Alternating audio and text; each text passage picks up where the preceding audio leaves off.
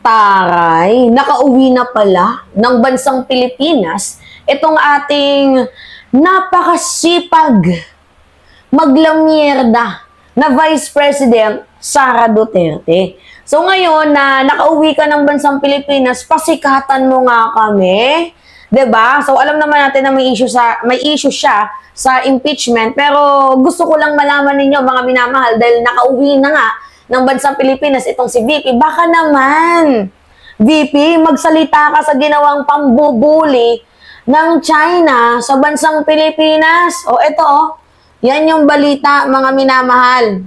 O, basahin natin sa inyo ha. Look, Philippine and Chinese Coast Guard ships were in near collision off Zambales on Sunday. Papansin talaga itong mga Chekwa na to mga minamahal, no? So, nung Sunday, meron na naman pong naganap na blocking maneuver, I think. Kasi parang provocation yung ginagawa ng China na sila yung lalapit tapos pag binangga natin, boom. Diyan na magsisimula yung kumbaga matitrigger gera, 'di ba? So, as usual, tayo na naman yung nag-adjust. Kaya nga dapat nung panahon ni Duterte, pinalakas natin yung defense. Kaso ano yung nangyari? Pinabayaan ni Digong. Nagpakampante kasi best friend sila ng China. So baka naman, BP, pasikatan mo naman kami kahit a little bit lang. Oo, kasi yan yung balita, oh. Meron pang video. Pakita ko sa inyo mga minamahal. Tingnan nyo to, oh.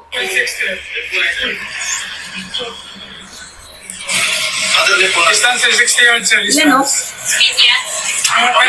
speed, ma'am. 5.3 speed. Distance 80 yards, ma'am. Diba? Nakikita ninyo?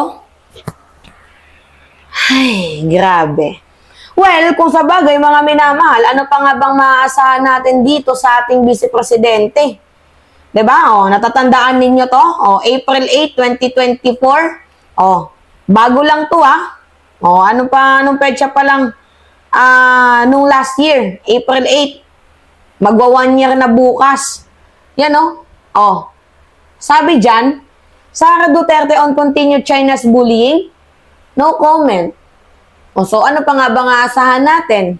Laging no comment si Vice President Sara Duterte.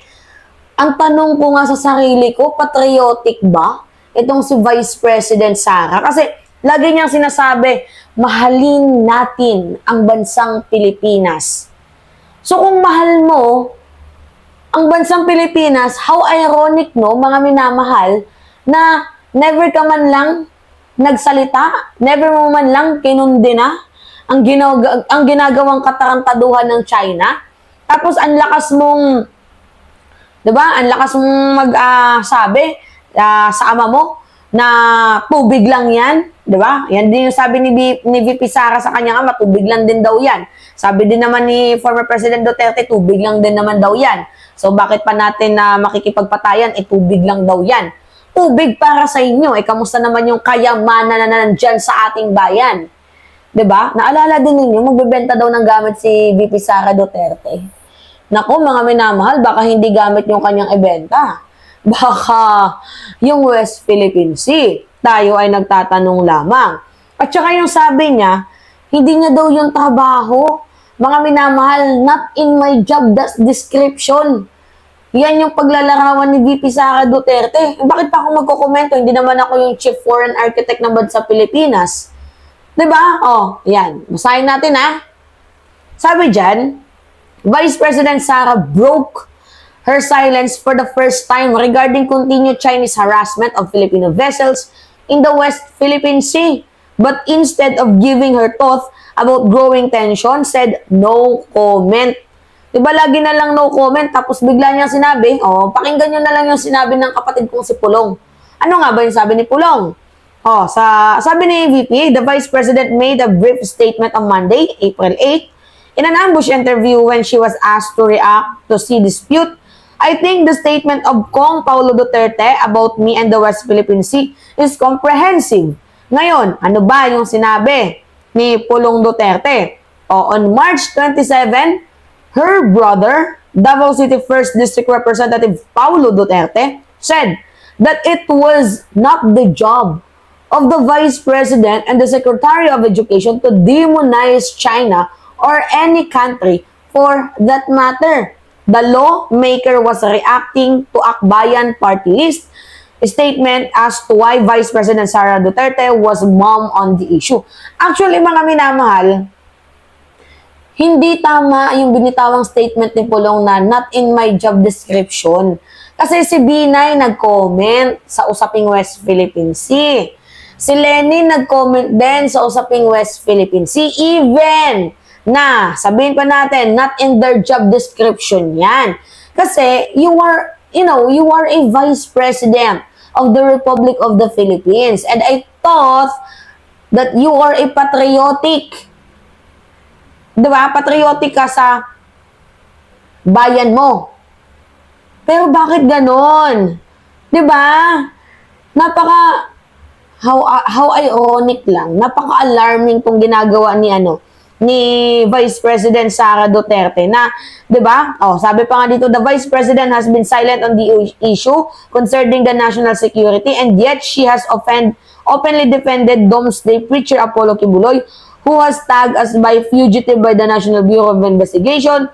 She has downplayed the sexual abuse and human trafficking charges against Kibuloy, describing congressional job as unfair. So, may comment ka kay Kibuloy noon, pero comment sa national security concern issue, wala. So, ano pa nga ba nga asahan natin?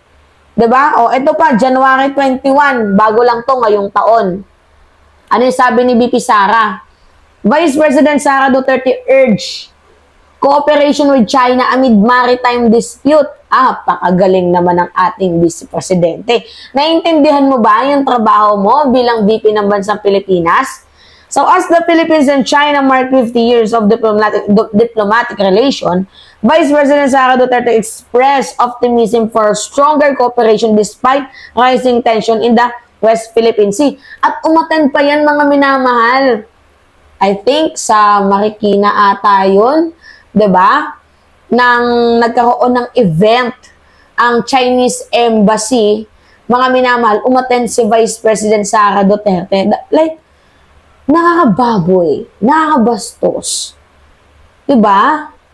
Na-attend ka sa kanilang kasiyahan habang ang ating Coast Guard binababoy, habang ang ating mga kasundaluhan ay hindi tinatrato ng tama.